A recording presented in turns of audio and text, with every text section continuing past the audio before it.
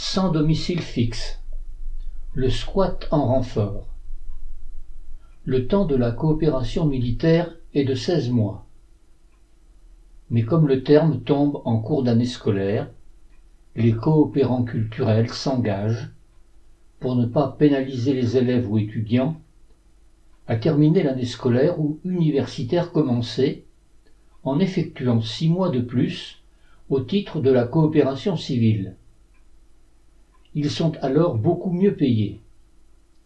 Toutefois, en dépit de leur engagement et de l'attrait d'une meilleure rétribution, certains en ont tellement assez au bout des 16 mois qu'ils quittent l'Algérie en douce, abandonnant logement, factures d'électricité impayées et tutti quanti. Claudette et François emménagent dans un logement ainsi laissé en plan. Il y a toujours un voisin à qui les démissionnaires ont laissé les clés et, selon une méthode couramment employée là-bas, ils tirent des fils électriques entre ce logement et un autre pour retrouver l'emploi de l'électricité qui a, entre-temps, été coupée faute d'avoir été payée. Ils nous proposent de venir avec eux. Rémi et moi préférons assumer le loyer et rester chez Mémé, afin de ne pas risquer de nous retrouver tous à la rue en cas de problème.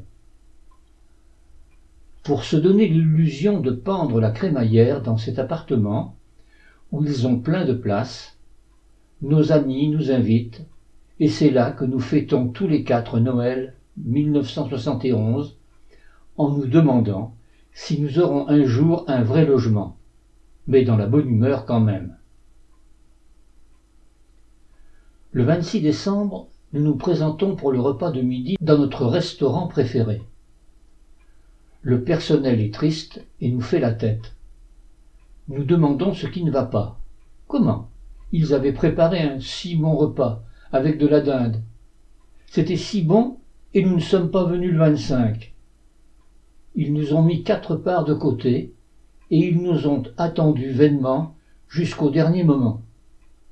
Nous n'avons pas prévenu et nous ne sommes pas venus. Nous voilà bien embêtés. Nous demandons s'ils ont toujours les parts réservées pour nous la veille. Leur visage s'éclaire. Oui, ils les ont toujours, mais elles sont de la veille. En principe, on ne les sert plus. Est-ce que vraiment nous acceptons de les manger aujourd'hui? Nous acquiesçons. Oui, pas de problème. La dinde est succulente, ainsi que l'ensemble du repas. Ils ont même prévu la bûche, comme en France. À force de les complimenter, ils retrouvent le sourire qu'ils avaient perdu. Ouf! L'affront involontaire est réparé. C'est en janvier que la situation se débloque. Contre toute bonne logique, Rémi et moi obtenons un logement les premiers.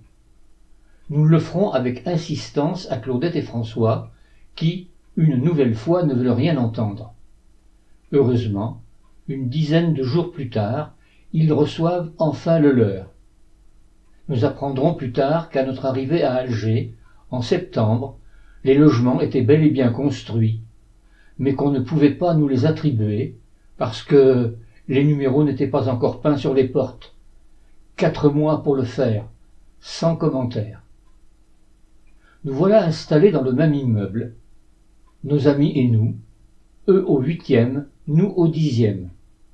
Notre aventure commune peut continuer, avec un peu plus d'indépendance, bienvenue quand même.